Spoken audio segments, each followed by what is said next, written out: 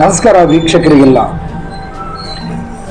ಸರ್ಕಾರಿ ನೌಕರರಿಗೆ ಇನ್ನು ಆರ್ಎಸ್ಎಸ್ಗೆ ಸೇರುವ ಅವಕಾಶ ನಿಷೇಧವನ್ನ ಕೊನೆಗೊಳಿಸಿದ ಮೋದಿ ಸರ್ಕಾರ. ಸರ್ಕಾರಿ ನೌಕರರು ರಾಷ್ಟ್ರೀಯ ಸ್ವಯಂ ಸೇವಕ ಸಂಘದ ಆರ್ಎಸ್ಎಸ್ ಚಟುವಟಿಕೆಗಳಲ್ಲಿ ಭಾಗವಹಿಸುವ ನಿಷೇಧವನ್ನ ಈಗ ತೆಗೆದುಹಾಕಲಾಗಿದೆ. ಈ ಸಂಬಂಧ ಗೃಹ ಸಚಿವಾಲಯ ಆದೇಶವೊಂದನ್ನು ಹೊರಡಿಸಿದೆ. ಇದನ್ನು ರಾಷ್ಟ್ರೀಯ ಸ್ವಯಂ ಸೇವಕ ಸಂಘ ಸ್ವಾಗತಿಸಿ ಕಾಂಗ್ರೆಸ್ ನಾಯಕರು ಅಧಿಕೃತ ಆದೇಶದ ಪ್ರತಿಯನ್ನು ಸಾಮಾಜಿಕ ಮಾಧ್ಯಮ ವೇದಿಕೆ ಎಕ್ಸ್ನಲ್ಲಿ ಹಂಚಿಕೊಂಡಿದ್ದಾರೆ. ಭಾರತೀಯ Janata party BJP IT cell ಮುಖ್ಯಸ್ಥ ಅಮಿತ್ ಮಾಳವಿಯಾ ಅವರು ಆದೇಶದ ಸ್ಕ್ರೀನ್ ಶಾಟ್ ಅನ್ನು ಹಂಚಿಕೊಂಡಿದ್ದಾರೆ. 58 ವರ್ಷಗಳ ಹಿಂದೆ ನೀಡಲಾದ ಅಸಂವಿಧಾನಿಕ ಸೂಚನೆಯನ್ನ ನರೇಂದ್ರ ಮೋದಿ ನೇತೃತ್ವದ ಸರ್ಕಾರ ಹಿಂಪಡೆದಿದೆ ಎಂದು ಹೇಳಿದ್ದಾರೆ. ಮಾಳವಿಯಾ ಕಾಂಗ್ರೆಸ್ ಅನ್ನ ಮೂಲೆಗುಂಪು ಮಾಡಿದರು. ಆದೇಶದ ಪ್ರತಿಯನ್ನು ಹಂಚಿಕೊಳ್ಳುವಾಗ ಅಮಿತ್ ಮಾಳವಿಯಾ ಬರೆದಿದ್ದಾರೆ, 58 ವರ್ಷಗಳ ಹಿಂದೆ ಅಂದ್ರೆ 1966ರಲ್ಲಿ ಸರ್ಕಾರಿ ನೌಕರರು ರಾಷ್ಟ್ರೀಯ ಸ್ವಯಂ ಸೇವಕ ಸಂಘದ ಚಟುವಟಿಕೆಗಳಲ್ಲಿ ಭಾಗವಹಿಸದಂತೆ ವಿಧಿಸಿದ್ದ ಅಸಂವಿಧಾನಿಕ ನಿಷೇಧವನ್ನ ಮೋದಿ ಸರ್ಕಾರ ತೆಗೆದುಹಾಕಿದೆ. ಈ ಆದೇಶದಲ್ಲಿ ಆರಂಭದಲ್ಲಿ ಜಾರಿಯಾಗಬಾರದಿತ್ತು. ಇದರೊಂದಿಗೆ 1966 ನವೆಂಬರ್ 7ರಂದು ಸಂಸತ್ತಿನಲ್ಲಿ ಗೋಹತ್ಯೆ ವಿರುದ್ಧ ಭಾರೀ ಪ್ರತಿಭಟನೆ ನಡೆದ ಕಾರಣ ಈ ನಿಷೇಧ ಹೇರಲಾಗಿದೆ ಎಂದು ಆರೋಪಿಸಿದರು. ಅದಕ್ಕೆ ಆರ್ಎಸ್ಎಸ್ ಜನಸಂಘ ಲಕ್ಷಗಟ್ಟಲೆ ಬೆಂಬಲವನ್ನ ಸಂಗ್ರಹಿಸಿತ್ತು.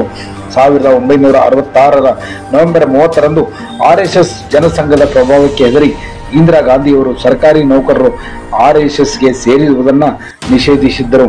ನಿಷೇಧದ ನಿರ್ಧಾರ ಸರಿಯಾಗಿದೆ. ಜಯರಾಮ್ ರಮೇಶ್. ಇದಕ್ಕೂ ಮೊದಲು ಕಾಂಗ್ರೆಸ್ ಪ್ರಧಾನ ಕಾರ್ಯದರ್ಶಿ ಜಯರಾಮ್ ರಮೇಶ್ ಜುಲೈ 9ರಂದು ಸಿಬ್ಬಂದಿ ಸಾರ್ವಜನಿಕ ಕುಂದುಕೊರತೆಗಳು ಮತ್ತು ಪಿಂಚಣಿ ಸಚಿವಾಲಯ ಹೊರಡಿಸಿದ ಕಚೇರಿ ಮೆಮೊವನ್ನು ಹಂಚಿಕೊಂಡಿದ್ದಾರೆ.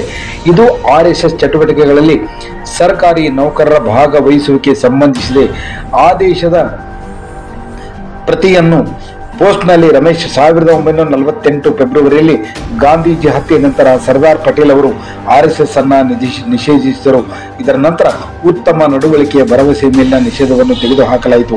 ಇದಾದ ನಂತರವೂ ಆರ್ಎಸ್ಎಸ್ ನಾಗ್ಪುರದಲ್ಲಿ ತ್ರಿವರ್ಣ ಧ್ವಜವನ್ನು ಹಾರಿಸಲಿಲ್ಲ. ಇದರೊಂದಿಗೆ ಅವರು ಪೋಸ್ಟ್ನಲ್ಲಿ 1966ರಲ್ಲಿ ಸರ್ಕಾರಿ ನೌಕರರು ಆರ್ಎಸ್ಎಸ್ ಚಟುವಟಿಕೆಗಳಿಗೆ ಭಾಗವಹಿಸಿದ ನಿಷೇಧ ಹೇರಲಾಯಿತು ಮತ್ತು ಅದು ಸರಿಯಾದ ನಿರ್ಧಾರವಾಗಿತ್ತು. 1966ರಲ್ಲಿ ನಿಷೇಧ ಹೇರಲು ಹೊರಡಿಸಿದ ಅಧಿಕೃತ ಆದೇಶ ಇದಾಗಿದೆ ಎಂದಿದ್ದರು.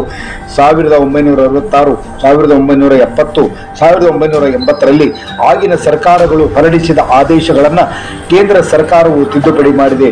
ಇದರಲ್ಲಿ ಸರ್ಕಾರಿ ನೌಕರರು ಆರ್ಎಸ್ಎಸ್ ಶಾಖೆಗಳು ಮತ್ತು ಅದರ ಇತರ ಚಟುವಟಿಕೆಗಳಲ್ಲಿ ಭಾಗವಹಿಸುವುದನ್ನು ನಿಷೇಧಿಸಿದೆ.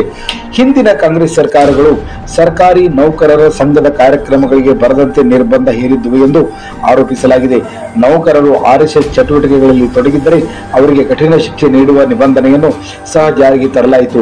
ನಿವೃತ್ತಿಯ ನಂತರ ಪಿಂಚಣಿ ಸೌಲಭ್ಯ ಇತ್ಯಾದಿಗಳನ್ನು ಗಮನದಲ್ಲಿಟ್ಟುಕೊಂಡು ಸರ್ಕಾರಿ ನೌಕರರು ರಾಷ್ಟ್ರೀಯ ಸ್ವಯಂ ಸೇವಕ ಸಂಘದ ಚಟುವಟಿಕೆಗಳಲ್ಲಿ ತೊಡಗಿಸಿಕೊಳ್ಳುವುದನ್ನು ತಪ್ಪಿಸುತ್ತಿದ್ದರು. ಆದಾಗ್ಯೂ ಈ ಮಧ್ಯಪ್ರದೇಶ ಸೇರಿದಂತೆ ಹಲವು ರಾಜ್ಯ ಸರ್ಕಾರಗಳು ಈ ಆದೇಶವನ್ನು ರದ್ದುಗೊಳಿಸಿದ್ದವು. ಆದರೆ ನಂತರವೂ ಇದು ಕೇಂದ್ರ ಸರ್ಕಾರದ ಮಟ್ಟದಲ್ಲಿ ಮಾನ್ಯವಾಗಿದೆ. ಈ ವಿಚಾರವಾಗಿ ಇಂದೋರ್ ನ್ಯಾಯಾಲಯದಲ್ಲಿ ಪ್ರಕರಣವೊಂದು ನಡೆಯುತ್ತಿದ್ದು, ಈ ಕುರಿತು ನ್ಯಾಯಾಲಯ ಕೇಂದ್ರ ಸರ್ಕಾರದಿಂದ ಸ್ಪಷ್ಟನೆ ಕೇಳಿತು. ಈ ಹಿನ್ನೆಲೆಯಲ್ಲಿ ಕೇಂದ್ರ ಸರ್ಕಾರ ಆದೇಶ ಹೊರಡಿಸಿ ನಿರ್ಬಂಧನೆಗಳನ್ನು ಅಂತ್ಯಗೊಳಿಸಿದೆ. ಹಾಗಾದರೆ ಇನ್ನು ಮುಂದೆ ಕಾರ್ಯಾಂಗ, ಈ ನಮ್ಮ ದೇಶದಲ್ಲಿ ಸಾಂವಿಧಾನಿಕ ಅಂಗಗಳಾದಂಥ ಕಾರ್ಯಾಂಗ, ಶಾಸಕಾಂಗ ಹಾಗೂ ನ್ಯಾಯಾಂಗಗಳನ್ನ ಒಂದು ತಮ್ಮದೇ ಆದಂಥ ಸ್ವತಂತ್ರ ಒಂದು ವ್ಯವಸ್ಥೆಯಲ್ಲಿ ಕಾರ್ಯನಿರ್ವಹಿಸಲು. ಇದು ನಮ್ಮ ಇಂದಿನ ಸುದ್ದಿ ಸಂಚಿಕೆ. ಮತ್ತಷ್ಟು ಸುದ್ದಿಗಳಿಗಾಗಿ ನೋಡ್ತಾ ಇರಿ ಸಾಮ್ ಟಿವಿ. ಮತ್ತೆ ಭೇಟಿಯಾಗೋಣ ಮುಂದಿನ ಸಂಚಿಕೆಯಲ್ಲಿ. Thank you.